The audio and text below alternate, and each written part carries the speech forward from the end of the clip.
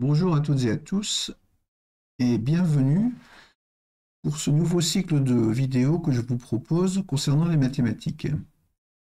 J'ai interrompu provisoirement le cycle que je proposais précédemment concernant l'histoire des mathématiques et qui suivait les cours que j'avais fait les années précédentes. Et donc, je vais vous proposer des vidéos qui porteront plutôt maintenant sur des thèmes avec l'avantage qu'elles seront relativement indépendantes les unes des autres et ne demanderont pas donc un suivi autant que ce qui était demandé pour l'histoire des mathématiques. Alors, bien entendu, comme d'habitude, ces vidéos ne demandent pas de connaissances préalables et le principal objectif, c'est de prendre du plaisir ensemble à faire des mathématiques. Alors, je vous ai mis en bas de l'écran deux adresses, l'une qui contient un lien vers les vidéos que j'ai effectuées ces dernières semaines et que vous pouvez encore consulter sur le site de l'UTL, et l'autre vers une émission de radio que je continue à faire, qui concerne les débuts de l'histoire des mathématiques en Grèce antique et que vous pouvez bien sûr consulter donc sur le site de l'UTL. Alors j'ai repris pour les vidéos que je vous propose maintenant le titre justement de ces émissions radio qui s'appelle Le sens des mathématiques et qui provient, vous le voyez à l'écran, d'un livre, enfin, qui tout au moins dont l'idée provient du titre de ce livre, Mathématiques, le plaisir du sens. Et bien entendu, ce qui m'intéresse là-dedans, ce mot plaisir et le mot sens, je m'en suis déjà expliqué, en particulier à la radio, et ce que j'attends donc de ces vidéos, et que je souhaite que vous attendiez de ces vidéos, c'est d'y prendre du plaisir et de comprendre le sens qu'apportent les mathématiques à notre compréhension du monde. Alors sur l'écran, vous avez donc la page de couverture du livre. Et bon, j'ai mis un ensemble de photos, de documents qui montrent toute la richesse du travail mathématique qui s'est effectué depuis la très haute antiquité et même sans doute avant sur l'ensemble de la planète. Dans différents domaines, là vous avez par exemple un des documents les plus anciens que l'on ait sur les éléments d'Euclide. Ici, vous avez une photo, enfin un dessin qui représente les polyèdres réguliers, qui sont très importants dans la philosophie des mathématiques grecques. Là, vous avez une illustration qui montre qu'il y a des relations entre la musique et les mathématiques depuis l'Antiquité. Ici, un texte mathématique qui montre que quelquefois les mathématiques, c'est extrêmement rébarbatif dans la façon d'être écrite, en tout cas. Mais il ne faut pas que cela vous arrête, puisque l'objectif n'est pas de rentrer dans les détails techniques. Là, vous avez par exemple une photo d'un séminaire que tenait Alexandre Grothendieck, qui est un des plus grands mathématiciens, en particulier du XXe siècle, peut-être même le plus grand mathématicien du XXe siècle, et qui montre que, c'est une photo de séminaire qui montre que les mathématiques sont un travail collectif où les gens se réunissent pour réfléchir et travailler, mais aussi, bien entendu, à partir de travail personnel. Là, vous avez un exemple d'un autre aspect des mathématiques, qui est l'aspect des jeux mathématiques que je proposais en particulier l'année dernière au début de la pandémie, quand nous avons arrêté de faire les cours. Et puis diverses illustrations. Là, vous avez une gravure de Dürer qui concerne la perspective à la Renaissance. Une photo de Cantor, dont je vais beaucoup parler aujourd'hui, dans la première vidéo proprement dite que je vais vous proposer ensuite. Là, vous avez une photo de Andrew Weiss, un très grand mathématicien du XXe siècle, qui est célèbre pour avoir démontré une conjecture qu'on appelle la conjecture de Fermat, dont vous avez sans doute entendu. À la fin du XXe siècle, il a fait cette démonstration. là, de physicien, puisqu'en fait, il y a aussi dans les mathématiques un rapport très important à la physique. Un dessin d'Escher sur une illustration, on pourrait dire, de la géométrie non euclidienne, dont j'aurai l'occasion de parler, je pense, dans ces vidéos. Un exemple d'utilisation de l'informatique pour représenter, grâce à des équations, un objet dans l'espace. Alors là, ça représente un cœur, mais vous avez en dessous l'équation qui permet d'obtenir ce résultat à l'aide d'un logiciel de représentation sur ordinateur. Une gravure qui représente Archimède. Une autre gravure qui représente des questionnements sur les limites de l'univers qui sont et sur la finitude ou pas de l'univers, problème que nous allons aborder non pas en ce qui concerne l'univers, mais en ce qui concerne les mathématiques, la finitude de l'univers des mathématiques, on pourrait dire. Et voilà, nous sommes revenus au départ. Toutes ces petites illustrations pour vous montrer la richesse du travail mathématique qui n'est pas ce travail technique rébarbatif auquel certains ont été confrontés, en particulier à l'école, et qui en a dégoûté plus d'un ou plus d'une parmi vous et parmi l'ensemble des écoliers. Alors aujourd'hui, je vous propose comme thème « Qu'est-ce que compter ?» Alors, c'est une question qui peut paraître surprenante, parce que compter, c'est quelque chose que l'on apprend très tôt à l'école. Dans les programmes précédents, quand j'étais enfant, le but de l'école, c'était presque de dire qu'il fallait apprendre à compter, à calculer et à lire et à écrire. Mais nous allons voir que la réflexion sur cette question, qu'est-ce que compter, va nous amener très loin. Et effectivement très loin, parce qu'elle va nous amener à l'infini. Vous avez ici une photo de Léopold Kronecker, mathématicien allemand, donc du 19e siècle, qui a dit cette phrase qu'il a rendue célèbre chez les mathématiciens: « Dieu a fait les nombres entiers, tout le reste est l'œuvre de l'homme. » Et donc effectivement, quand on compte, on est dans un premier temps confronté au nombre entier. Donc, voyons un peu, revenons un peu dans la préhistoire. Alors, quelle est l'origine du comptage, du fait de compter? Alors bien sûr, c'est un peu de la préhistoire fiction, puisqu'on n'a pas de documents suffisants pour avoir une explication, une représentation correcte et précise de ce phénomène qui est, on va dire, de cette capacité qu'a acquis l'homme au cours du temps. Ce qu'on a, c'est par exemple des documents comme celui-là, c'est ce qu'on appelle l'os d'Ishango, qui a été trouvé au Congo, qui date, la datation le place 20 000 ans avant notre ère. Alors bien sûr, il est difficile d'interpréter la signification d'un document comme celui-là. Certaines personnes pensent qu'il s'agit effectivement d'une représentation des nombres. Compter, ça fait intervenir des nombres, on va y venir après. Et ces nombres étant représentés par des traits sur des os. Sur cette photo, vous voyez à la fois les os originaux et une représentation schématique.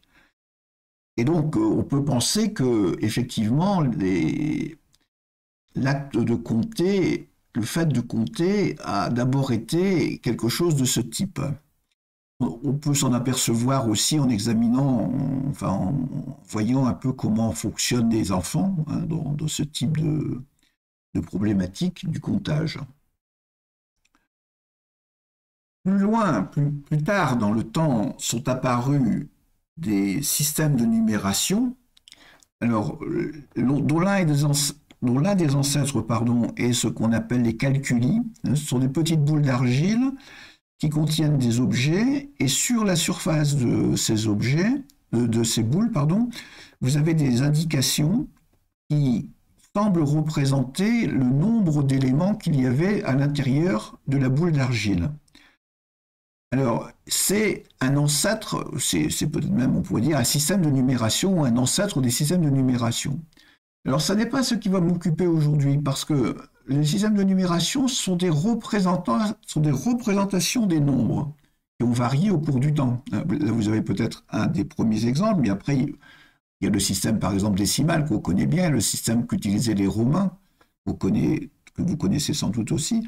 Mais ce n'est pas cet aspect de représentation du nombre qui va m'intéresser aujourd'hui, dont je vais vous parler.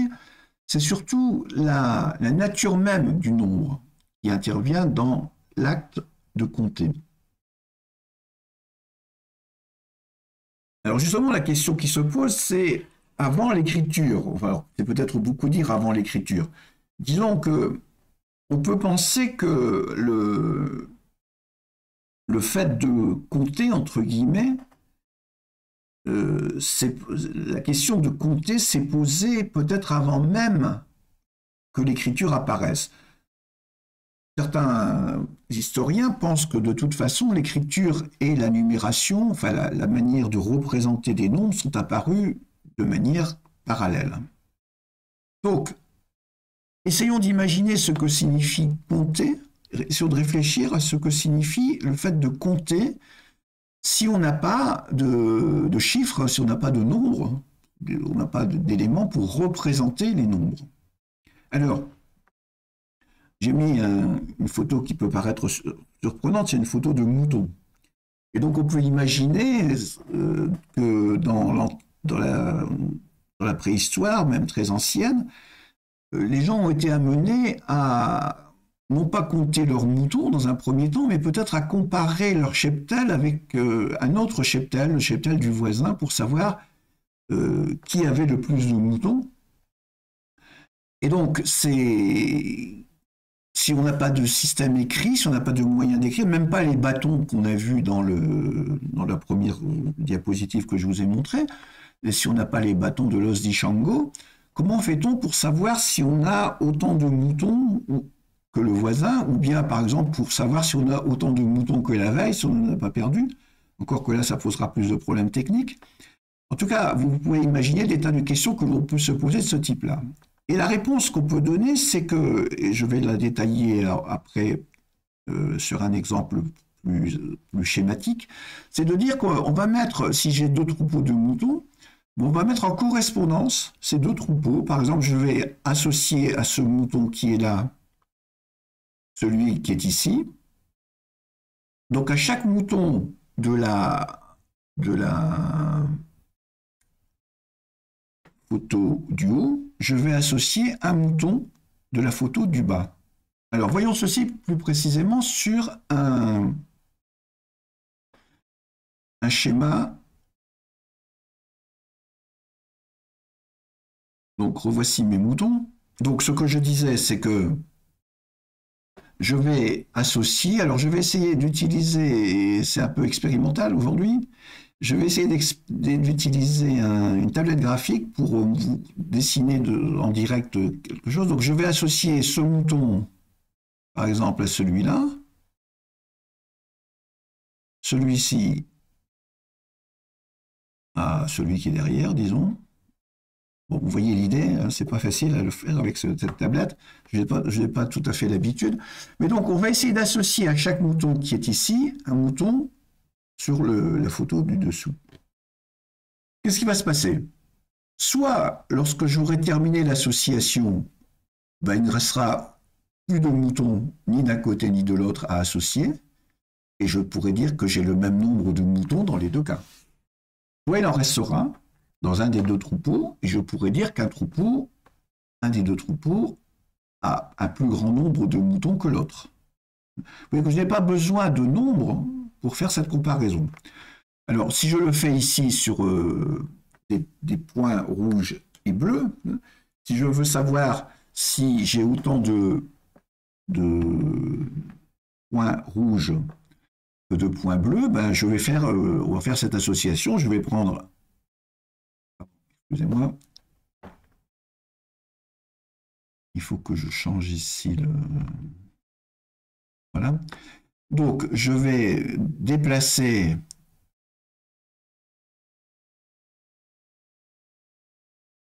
à chaque fois, bon, il y a des petites, celui-là aurait dû disparaître, mais je vais donc mettre en correspondance, ça je vais le mettre là, les points rouges et les points blancs, et les points bleus, pardon. Celui-là, je ne sais pas si non, il ne se déplace pas, il se duplique. Alors, ça, c'est... Donc, si vous comprenez le fonctionnement, et puis je vais faire ça jusqu'au moment où je n'aurai plus, là j'en avais plusieurs qui étaient superposés, en fait, qui étaient cachés. Donc, voilà, bon, alors je ne vais pas continuer, mais vous voyez l'idée. Et ce qui est important, c'est donc, de bien comprendre que ce que l'on fait, c'est une correspondance, que je vais noter comme ceci, entre les points rouges et les points bleus. On essaie de mettre en correspondance l'ensemble des points rouges avec l'ensemble des points bleus jusqu'à épuisement des points rouges ou des points bleus. Et après, on constate si cet épuisement, quand on a terminé, donc aboutit au fait que tous les éléments sont en correspondance 1 à 1, on dit aussi en correspondance biunivoque, eh bien, on aura autant d'éléments dans les deux groupes de points. Si l'un des points rouges, par exemple, sont épuisés avant et qu'on ait épuisé les points bleus, ben, il y aura moins de points rouges que de points bleus. Donc ça nous amène à comparer des collections d'objets et ça va être la base de la réflexion sur qu'est-ce que c'est que compter. Encore une fois, pour le moment, sans avoir besoin de faire intervenir des nombres. Alors je ferme ceci. Alors, cette correspondance dont j'ai parlé s'appelle une bijection quand il y a autant d'éléments de chaque côté. C'est-à-dire quand on a réussi à mettre en correspondance exactement les éléments de la première collection avec les éléments de la deuxième collection. On dit aussi que les deux collections sont équipotentes, ce qui signifie qu'ils ont la même puissance. Équipotentes, donc, ça voudrait dire pour nous qu'elles ont le même nombre d'éléments. Et la phrase que j'ai mise après, c'est une phrase que j'ai entendue il n'y a pas très longtemps qui m'a surprise et qui m'a en même temps très intéressé. C'est pour relier ceci au nombre, parce qu'on voit que dans ce qu'on a fait précédemment dans la mise en bijection, finalement la nature même des objets n'intervient pas. Ce qui est important, c'est de pouvoir les relier. Là, on a relié, par exemple, des moutons avec des boutons rouges avec des boutons bleus, mais je peux comparer une collection de pommes avec une collection de tables. Ça n'a absolument pas d'importance. La nature n'a pas d'importance. Et ça va nous amener à cette phrase qui est que quand on va être amené à représenter ces collections, le nombre des éléments de ces collections par un nombre, eh bien, qu'est-ce que c'est que ce nombre? C'est ce qu'on obtient d'une certaine façon, d'un certain point de vue, en faisant abstraction de la nature des objets. Et c'est pour ça que je lis cette phrase. Qu'est-ce que c'est que 3? Eh bien, 3, c'est 3 pommes sans les pommes. Quand on a oublié qu'il s'agissait de pommes, le nombre 3, c'est ce qui va être obtenu par abstraction, à partir de la collection des pommes. Alors, ceci pour le moment concerne les ensembles d'objets, les ensembles finis d'objets, c'est-à-dire qu'il n'y a jamais une infinité de moutons, ni on ne dessine jamais une infinité de points rouges et de points blancs. Mais pourtant, en mathématiques, on a affaire à des collections d'objets qui sont quelquefois infinies. Par exemple, la collection des nombres entiers. Alors, je rappelle nombres entiers, ce qu'on appelle les nombres entiers naturels, c'est-à-dire les nombres entiers positifs, les nombres entiers qui sont à partir de 0, on va dire 0, 1, 2, 3, donc positif ou nul. Et donc, à la fin du 19e siècle, pour des raisons que je ne vais pas expliquer tout de suite, les mathématiciens, en particulier celui que vous voyez là, qui s'appelle Georg Cantor, vont s'intéresser à la comparaison entre entre deux quantités qui ne sont pas nécessairement finies. Donc là aussi, on va voir un exemple. Et donc, Cantor a d'abord réfléchi à cette histoire de bijection, c'est-à-dire que le fait de compter le fait de comparer, en tout cas, revient à mettre en bijection, à essayer de mettre en bijection un ensemble avec un autre ensemble. Et donc, il va être amené à se poser la question suivante. Je prends l'ensemble des nombres entiers. Alors, à vrai dire, je dis que c'est Cantor, mais c'est faux parce qu'en fait, cette question a été posée déjà bien avant par Galilée. Je vais y revenir après. Et peut-être même avant lui, bien sûr. Alors, donc, qu'est-ce que je vais faire, pardon? Je vais un peu trop vite. Eh bien, je vais mettre dans la colonne de gauche, en dessous du n, n va représenter un nombre entier. Je vais mettre les nombres entiers. Alors, je vais le faire dans ce tableur, je tape 0. Ensuite, je dis que je veux le suivant. Alors, pour ceux qui connaissent ces tableurs, et pour les autres, je le montre, on écrit égal le précédent, c'est-à-dire 0 égale A2, donc c'est écrit ici égal A2. A2, c'est la case qui contient 0, plus 1. Donc, il va me mettre 1. Et puis, il suffit que je recopie. Alors, sur les tableurs, ça se passe de la même façon. On prend en bas à droite la petite croix qui apparaît et on la tire vers le bas. Je vais aller, par exemple, jusque là. Donc là, il me met... Alors, je vais essayer de centrer tous ces nombres. C'était pas ça. Il ne veut pas me mettre le 9 à gauche. Enfin bon, je ne sais pas pourquoi. Si, voilà. Et puis, je vais mettre dans la colonne juste à côté le double de chacun des nombres. Donc, je vais écrire égal 2 fois 2 fois, alors fois c'est l'étoile. Et puis, je vais dire que je veux 2 fois celui-là. 2 fois 2, donc il va me mettre 0. Et puis, pareil, je recopie jusqu'en bas.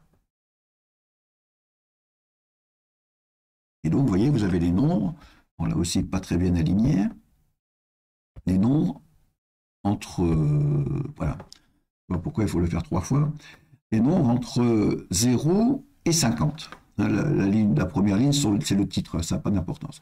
Et qu'est-ce que nous voyons? Eh bien, nous voyons que nous venons de réaliser exactement une correspondance biunivoque, une bijection, entre l'ensemble des nombres entiers de 0 à 25 et l'ensemble des nombres pairs de 0 à 50. Et bien entendu, on peut imaginer que on va continuer et prendre non pas l'ensemble des nombres entiers entre 0 et 25, mais l'ensemble de tous les nombres entiers et l'ensemble de tous les nombres pairs entre 0 à partir de 0, et qu'on va pouvoir mettre une bijection entre les deux. Alors c'est ce qui va être la base de la réflexion sur les nombres, sur la manière de compter avec l'infini, puisque maintenant on a affaire à deux quantités infinies. Alors c'est quelque chose qui a été un objet de discussion, l'infini, depuis l'Antiquité, puisque les mathématiciens et philosophes de l'Antiquité distinguaient deux types d'infini.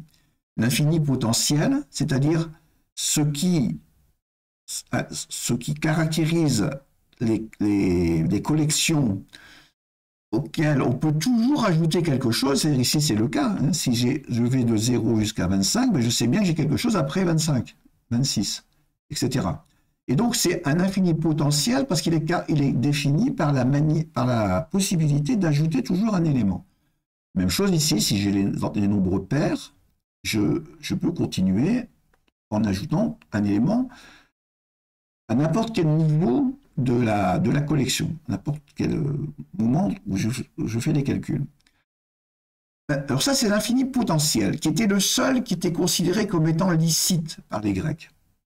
Par contre, il y a aussi ce qu'on appelle l'infini actuel, c'est-à-dire le fait de considérer l'ensemble des nombres entiers comme un ensemble, c'est-à-dire comme quelque chose qui contiendrait tous ces éléments, donc une infinité d'éléments. Et c'est ça qui nous intéresse ici, c'est ça qui va intéresser Cantor.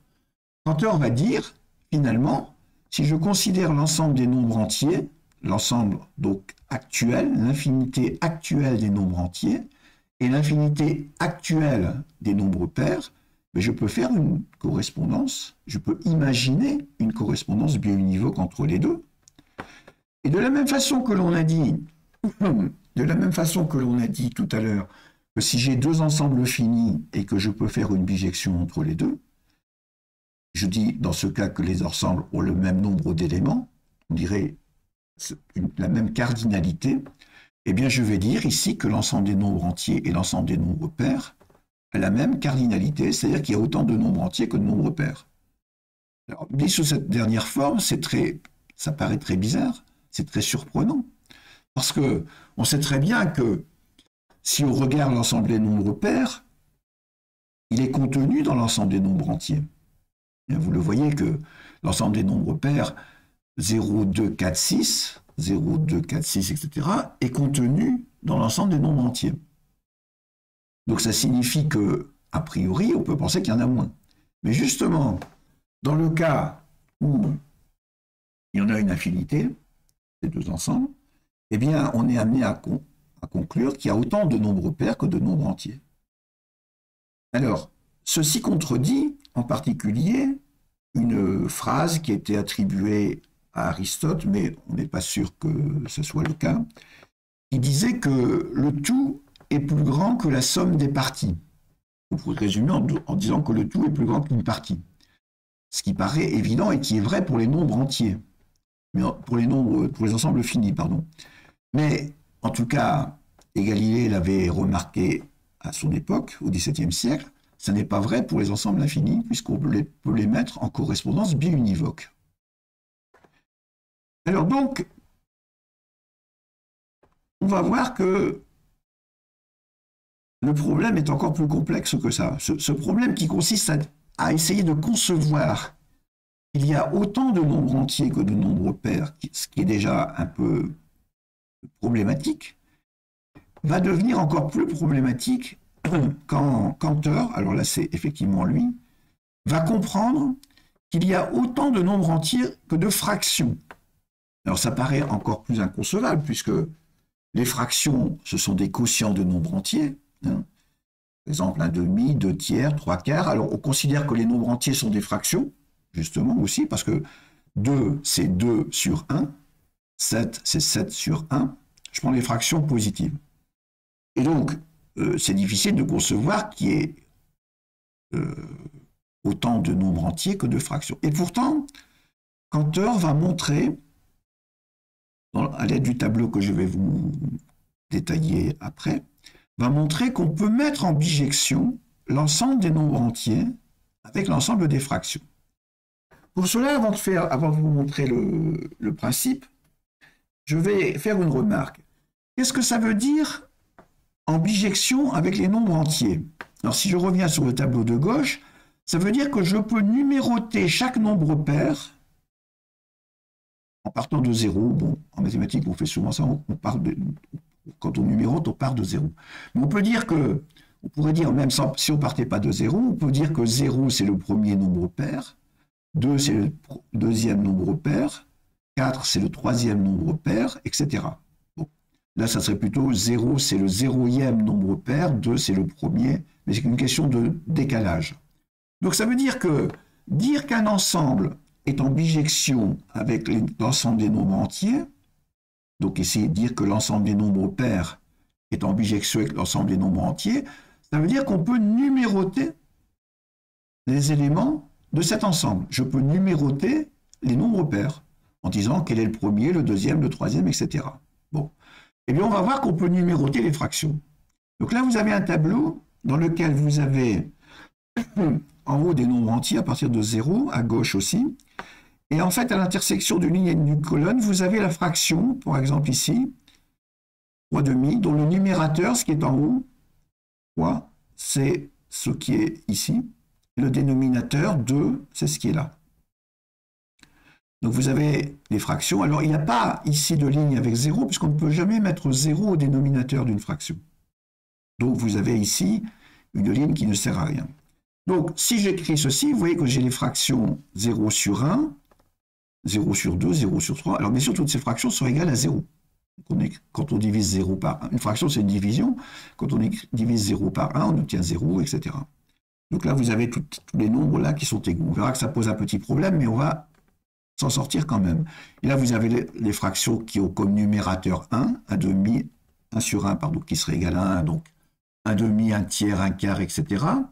Ensuite, vous avez les fractions qui sont égales, dont le numérateur est égal à 2. Bon, alors, qu'est-ce que va faire Cantor? Ben, il va montrer que d'une certaine façon, schématiquement, on peut numéroter ces fractions. Alors voilà comment il va faire. Donc je vais le faire comme tout à l'heure avec la tablette graphique. Mais il va partir d'ici, de 0. Il va passer à 1 sur 1. Puis, donc, alors vous remarquez, autre remarque, que si je prends une diagonale comme celle-ci, je vais l'effacer après, mais je vous montre, eh bien, elle contient toutes les fractions dont la somme du numérateur et du dénominateur est constante. Vous avez ici 3 plus 1, ça fait 4, 2 plus 2, ça fait 4, 1 plus 3, ça fait 4, et 0 plus 4, ça fait 4. Vous voyez que sur chaque, vous pouvez vérifier, sur chaque diagonale, vous avez la somme numérateur plus dénominateur qui est constante. Bon, je le montre parce qu'on va suivre les diagonales. Donc j'efface ceci. Et donc, alors ici, il ne va pas revenir à 0 puisqu'on l'a déjà pris 0 sur 1, donc il va descendre ici. Donc on a la fraction 0 sur 1, la fraction 1 sur 1 qui n'est pas égale à 0 sur 1, la fraction 1 sur 2, et puis il va remonter ici, 2 sur 1, il va passer ici, 3 sur 1, il va suivre la diagonale, ensuite descendre ici, remonter jusque là. Vous voyez que ce qu'on est en train de faire là, on va voir qu'il y a un petit détail qui est problématique, mais qu'on va résoudre, c'est de numéroter les fractions. Puisqu'en fait, à chaque fois que je fais un trait, ben, j'avance dans la numérotation. Je vais vous montrer après comment on numérote la numérotation des premiers. Donc, voilà. Et puis, je vais pas continuer, bien entendu. Vous imaginez qu'on peut faire ça sur l'ensemble de toutes les fractions, puisque là, vous avez le tableau où il y a toutes les fractions, avec le problème que, j'en ai oublié une, excusez-moi, ici. Alors, je vais revenir en arrière.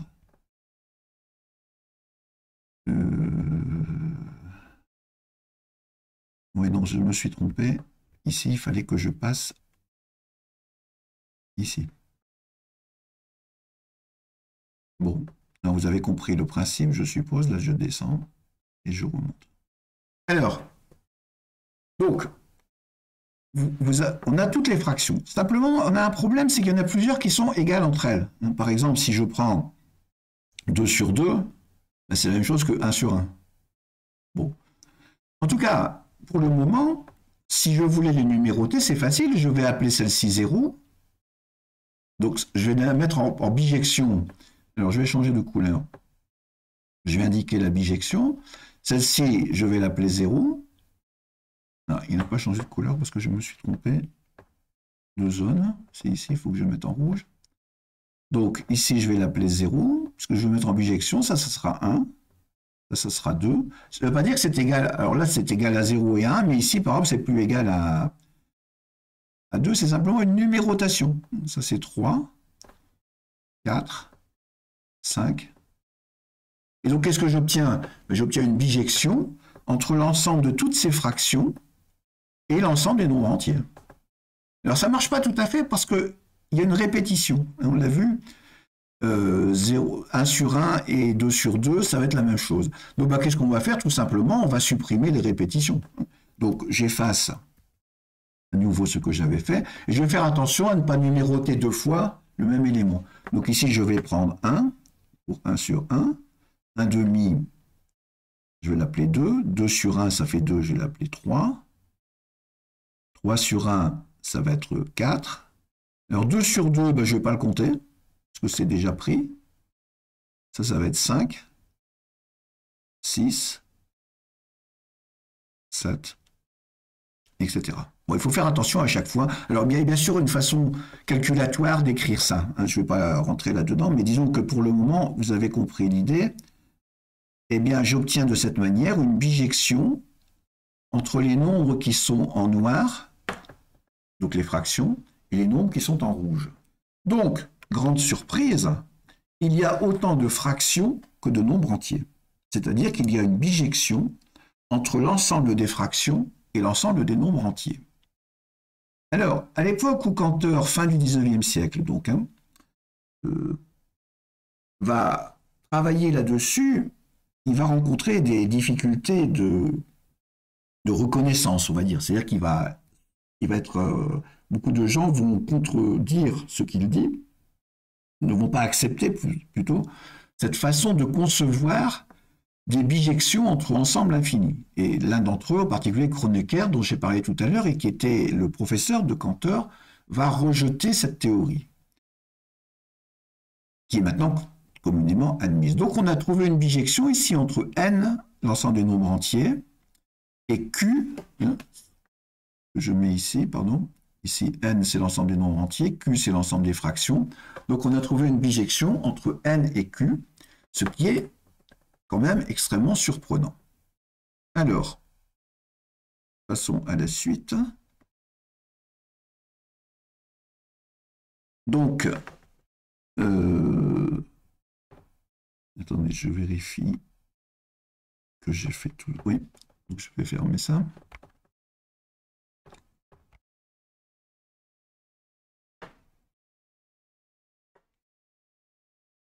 Alors ici, par contre, vous deviez avoir une photo d'Hilbert Vallier, mais je ne sais pas pourquoi elle n'apparaît pas.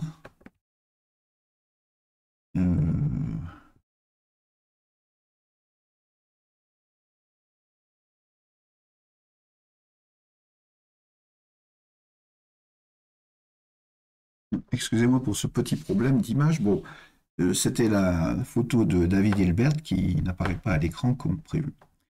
Et donc, je conclus cette première partie en disant que ce qu'on appelle les cardinaux, le mot cardinal représente en fait le nombre d'éléments, d'une certaine façon entre guillemets, d'un ensemble, même lorsqu'il est infini. Alors pour les ensembles finis, c'est la même chose que les nombres habituels, et pour les ensembles infinis, bien, en fait, le cardinal, pour le moment, c'est pas un nombre vraiment, au sens habituel du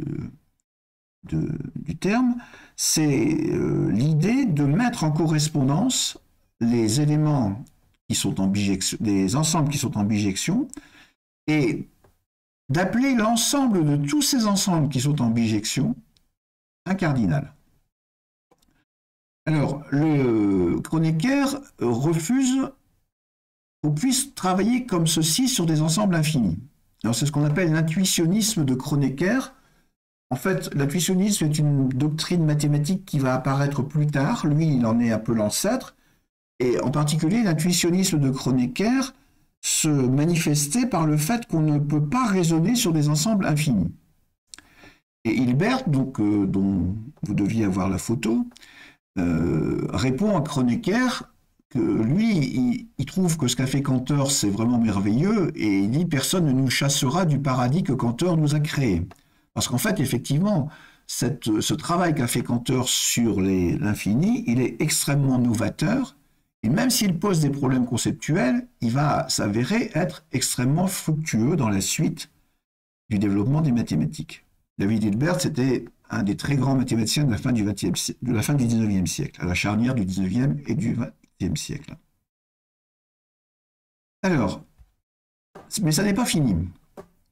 Parce qu'en fait, Cantor va s'apercevoir que cette bijection entre l'ensemble des nombres entiers et l'ensemble des nombres pairs d'abord, puis entre l'ensemble des nombres entiers et l'ensemble des fractions, ces bijections qui sont déjà surprenantes, eh bien en fait elles apparaissent aussi dans des domaines peut-être encore plus surprenants. En tout cas pour l'époque. Il va montrer qu'on peut mettre en bijection un segment donc c'est une partie de droite qui est limitée, avec un autre segment, même s'ils n'ont pas la même longueur. C'est-à-dire que on peut faire une correspondance biunivoque entre les points du segment AB et les points du segment CD, même, comme vous le voyez ici, comme quand ces deux segments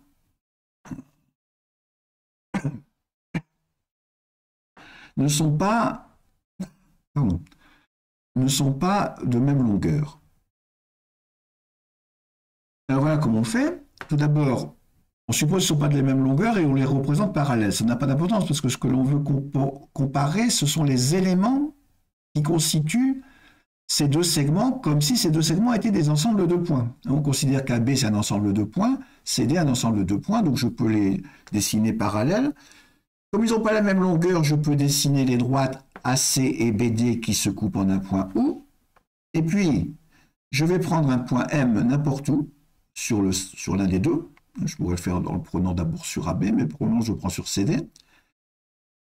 Je vais dessiner la droite OM, et on peut démontrer, c'est évident, mais ça se démontre avec les éléments d'Euclide, que OM va couper AB en un seul point N. Autrement dit, à chaque fois que je choisis un point M sur CD, eh bien, je vais pouvoir lui faire correspondre un point N unique sur AB. Et vous voyez que quand je déplace le point M, le point N se déplace en même temps. Donc finalement, en imaginant qu'on fait aussi la chose en sens contraire, je ne veux pas ici déplacer le point N, mais qu'à chaque fois que j'ai un point N ici, en construisant la droite ON, je lui fais correspondre un point M sur CD, ben on voit qu'on a une correspondance biunivoque, là aussi, entre les points de CD et les points de AB. Autrement dit, si je l'exprime de manière qui n'est pas peut-être assez précise, mais qui en tout cas est assez imagée, il y a autant de points sur CD que de points sur AB. Vous voyez que là, dans le domaine géométrique, alors, je le présente dans le domaine géométrique, mais en fait, c'est beaucoup plus grave que ça, j'allais dire, parce que, en fait, les points entre C et D, on peut les représenter par des nombres réels, des nombres à virgule, on va le voir après, de même que ici. Donc ça veut dire qu'on peut étendre les bijections à autre chose que des fractions et des nombres entiers. En tout cas, pour le moment, disons que géométriquement, on peut dire cette chose surprenante, il y a autant de points dans le segment CD que de points dans le segment AB. Une petite remarque qui aura une utilité après, mais qui est secondaire pour le moment, c'est que je pourrais dire aussi que si je prends ce qu'on appelle le segment CD ouvert, c'est-à-dire en enlevant le point C et le point D, ben, il y aura autant de points dans ce segment-là ouvert que dans le segment ici, dans lequel j'aurais enlevé A et B. Mais ça, on verra après pourquoi je dis ça. Pour le moment, retenons qu'il y a autant de points sur ces deux segments. Maintenant, on va passer à quelque chose qui n'est pas très différent, mais qui est une étape intermédiaire. On va montrer qu'il y a une bijection entre un segment et un demi-cercle maintenant. Alors ça, c'est pas très difficile, en tout cas à dessiner. Je dessine un segment A'B', je dessine le demi-cercle de diamètre A'B', et puis je vais prendre comme là un point M' sur A'B', et je vais prendre la parallèle, enfin une droite horizontale, pardon, donc parallèle à l'axe des X s'il y avait un axe dessiné dans un repère. Donc je suppose qu'elle est tout simplement horizontale et que la droite A'B' est verticale par contre. Et puis je prends un point M' sur A'B', et je vois bien que je peux lui faire correspondre, comme sur ce schéma de gauche, je peux lui faire correspondre à chaque point M', je peux faire correspondre un point unique N' sur le demi-cercle. Et inversement, à chaque point N', je pourrais faire correspondre un point unique M' sur le demi-cercle. Donc vous avez à nouveau une bijection, cette fois-ci entre un segment A'B' et un demi-cercle. Alors, ce n'est pas très surprenant dans la mesure où le demi-cercle, si vous réfléchissez un petit peu, vous pouvez le déplier et en faire un segment. Donc vous allez vous ramener à la situation précédente. Vous aurez, si vous dépliez ce demi-cercle pour faire un segment qui sera plus grand, donc je vais diminuer un petit peu la figure, voilà, pour imaginez peut-être un peu mieux, je ne sais pas. Donc si je déplie le demi-cercle, que j'en fais un segment, je vais me retrouver dans la même situation. Et donc je vous ai présenté cet exemple-là parce que ce qui m'intéresse, c'est la suite. Et encore plus surprenante. Pour le moment, on a mis en correspondance des segments qui sont des morceaux de droite limités. Alors voyons ce que va faire Cantor après. Donc ici, oui, j'ai dit, on a une bijection. Non, pardon, on avait une bijection entre un segment et un demi-cercle, mais Cantor va montrer qu'on peut en déduire une bijection entre un demi-cercle, qui est limité, un demi-cercle, c'est une longueur finie. Donc une bijection entre un demi-cercle et une droite. Alors pour ça, on trace la tangente ici, en ce point-là, le point qui est, je ne sais pas si vous le voyez parce que je ne suis pas sûr que le curseur soit reproduit à l'écran. En tout cas, vous voyez, c'est une tangente. On place le point O', qui est le centre du cercle, et puis on joint ON'. Non, je vais le déplacer un petit peu. Non, il faut que je déplace ce point-là, parce que je ne peux pas déplacer. Voilà. Et on voit que cette droite ON' va couper la droite. Alors cette fois-ci, ce que j'ai dessiné en orange, ce n'est pas un segment, c'est une droite. Va couper cette droite en N', en N secondes, pardon. Eh bien, vous voyez que si je déplace le point, alors je suis obligé de déplacer le point M', mais ça n'a pas d'importance. Si je déplace le point N' sur le cercle, eh bien, à chaque fois, je lui fais correspondre un point N secondes sur la droite. Il y a un certain moment où ils sont confondus, mais ça ne pose pas de problème. Ça ne pose pas de problème mathématique, en tout cas. Et vous voyez qu'à chaque position de N correspond une position de N', de N secondes, pardon. Chaque position, je répète, de N' correspond à une position de N secondes sur la droite. Alors, vous voyez que là, par contre, ce qui va devenir un peu compliqué, c'est que lorsque le point N va se rapprocher du point A, eh bien, le point N secondes, lui, part très loin sur la droite orange vers le haut. Il part vers l'infini. Et en fait, il y a un cas où ça ne marche pas, c'est quand, ici, c'est confondu, il n'y a plus de point d'intersection. Donc le point N secondes n'existe pas. C'est pour ça que tout à l'heure, j'ai dit il faut se limiter au segment ou au demi-cercle en ne considérant pas ces deux points qui sont les extrémités. De l'autre côté, c'est pareil. Quand N' se déplace, N secondes part vers l'infini. Mais en tout cas, pour tous les points, sauf A' et B', on peut associer, pour tous les points N', quand ils sont différents de A' et B', on peut leur associer un point N secondes de manière unique sur la droite. Et on voit bien que quand N' balaye l'arc A'B', en excluant les extrémités, N secondes balaye la droite tout entière. Donc vous avez là une bijection entre un segment qui est de longueur finie, entre un demi-cercle, pardon, qui est de longueur finie, c'est écrit à droite, et donc c'est ce qui est écrit ici. Vous avez donc une bijection entre le demi-cercle qui est de longueur finie et la droite. Et on peut en conclure d'ailleurs que par composition des deux bijections, on peut obtenir une bijection entre la droite et le segment, puisque finalement, au point N secondes, je fais d'abord correspondre N', puis M'.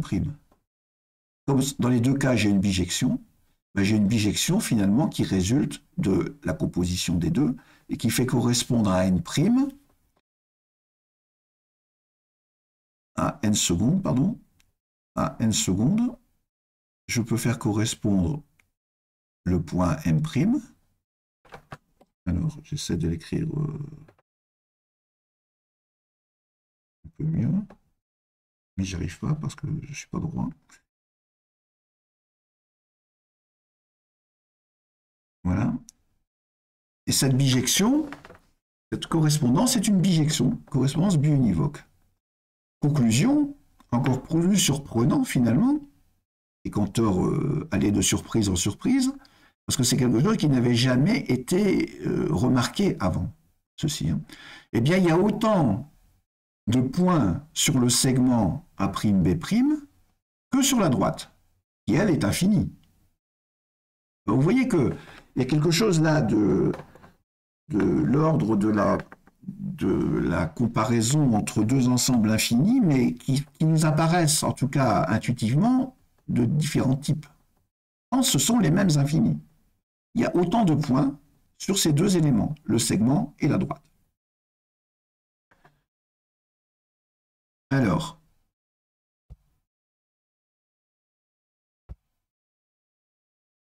je vais passer à la suite. Donc ça, c'était la première partie, bijection entre segment et droite. Et alors, la plus grande surprise que va avoir Cantor, en 1877, il va écrire à son ami Dedekind, un grand mathématicien de l'époque, « Je le vois, mais je ne le crois pas », à propos de ce que je vais vous montrer maintenant. C'est-à-dire qu'on peut mettre en bijection un segment avec l'intérieur d'un carré. Alors là, ça va être un peu plus calculatoire. Je ne vais pas faire toutes les démonstrations. Je vais vous montrer l'idée. Hein. Bon, ça, c'est aussi Cantor qui fait ça. Donc, voilà la figure. Vous avez à gauche un segment AB que je prends de longueur égale à 1. Hein. Vous avez une graduation là, longueur égale à 1. Et vous avez un point M qui est défini par sa position X entre 0 et 1. Donc là, c'est 0,4663. Bon. Donc quand je déplace ici le point, la valeur de X, je déplace le point M. Pour le moment, vous ne regardez pas à droite. C'est pas utile. Donc vous voyez que... Alors j'ai pris 4 chiffres après la virgule, mais bien sûr, les nombres entre 0 et 1, il peut y avoir une infinité de chiffres après la virgule. Et vous voyez que quand se déplace le point M sur le segment AB, eh bien il y a un point de l'autre côté, M'. Alors je vais le déplacer assez rapidement, mais il y a un point M' qui se déplace et vous voyez qu'il ne sort pas du carré. Jamais. Où que je mette le point M à gauche, le point M' ne sort pas du carré.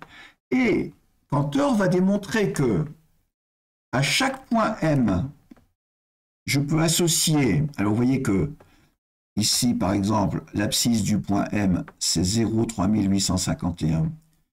Et le point M' qu'il associe a pour coordonnée 0,35, 0,81. 0,35, c'est sa position, donc l'abscisse, sa position par rapport à l'axe des X, c'est 0,81.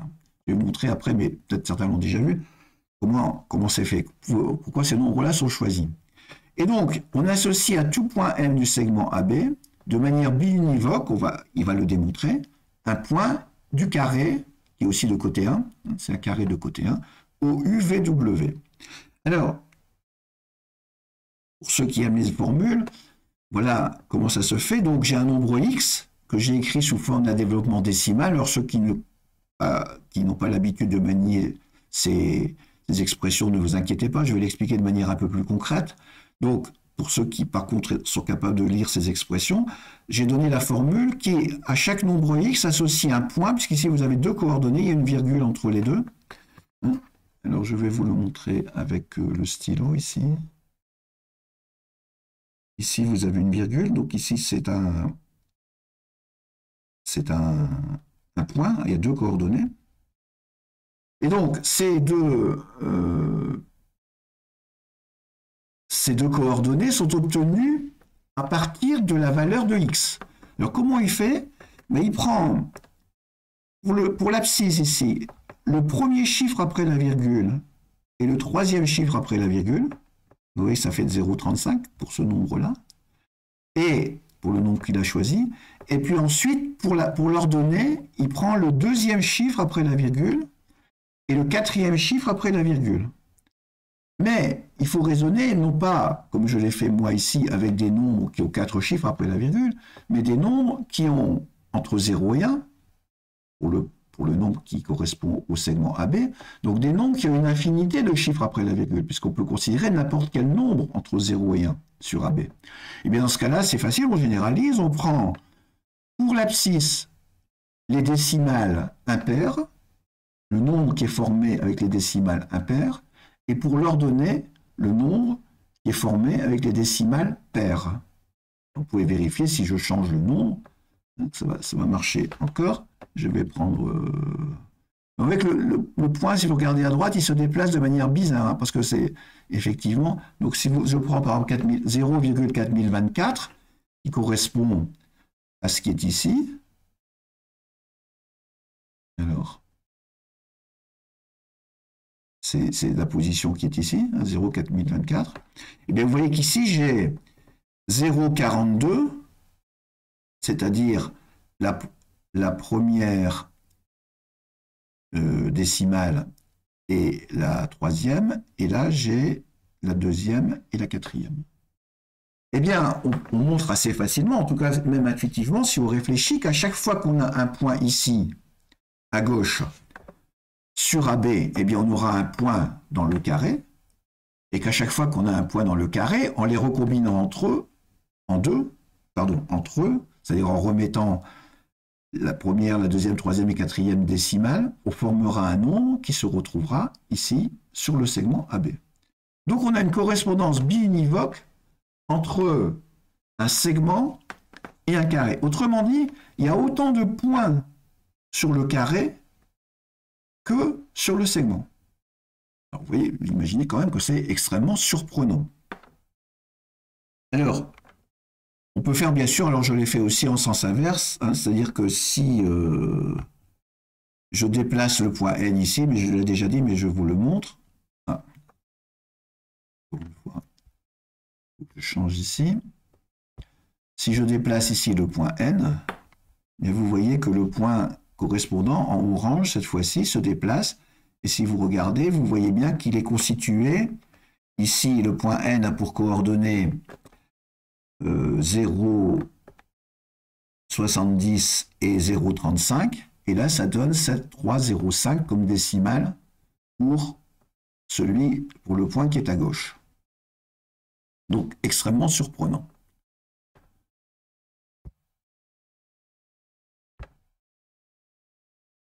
Donc, je répète, il le dit à son ami Dedekind, je le vois, mais je ne le crois pas.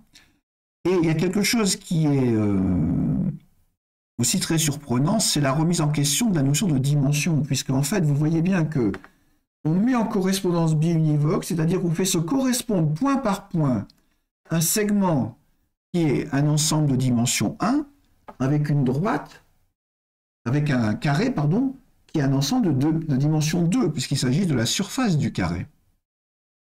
Alors ceci va être aussi abordé d'une autre façon, mais je ne vais pas en parler, je le cite seulement par ce qu'on appelle la courbe de Peano, pour ceux qui connaissent, et qui est en fait le premier exemple de ce qu'on appelle des fractales, où vous avez des courbes qui passent par tous les points d'un carré. Ce n'est pas exactement le même problème, mais il y a une petite analogie à faire entre les deux. Je ferai sans doute une vidéo plus tard sur les fractales, parce que c'est un objet extrêmement intéressant. Bon, eh bien, je m'aperçois que cela fait déjà 1 heure que je parle, et que je suis loin d'avoir terminé et épuisé le sujet que j'avais entrepris de vous expliquer. Donc, je vais m'interrompre, et je ferai une deuxième vidéo, terminer donc de parler du sujet qu'est-ce que compter. Je vais conclure quand même en disant que jusqu'ici, ce qu'on vient de voir, c'est que Cantor met en évidence qu'on peut mettre en correspondance des infinis, des ensembles infinis, en correspondance biunivoque. Alors, pour le moment, ce qu'on a vu, c'est que on a vu en réalité 2 situations. La première, c'est qu'on peut mettre en correspondance l'ensemble des nombres entiers avec l'ensemble des nombres pairs, avec l'ensemble des fractions. La deuxième, et donc on peut dire, pardon, avant de continuer, on peut dire que d'une certaine façon, Cantor considère que ces 3 ensembles ont le même nombre d'éléments. C'est une généralisation qu'il appelle cardinale, donc, du nombre d'éléments d'un ensemble fini. On a vu tout le processus qui nous amène à penser ça. La deuxième situation, c'est la comparaison du nombre de l'ensemble des points d'un segment, d'un demi-cercle et d'une droite, et même de la surface d'un carré. Ces quatre ensembles peuvent être aussi mis en correspondance biunivoque, en bijection donc. Et donc, d'une certaine façon, on peut dire que dans ces quatre exemples, on a des ensembles qui ont le même cardinal, la même cardinalité, le même nombre d'éléments au sens généralisé que l'on donne à ce terme.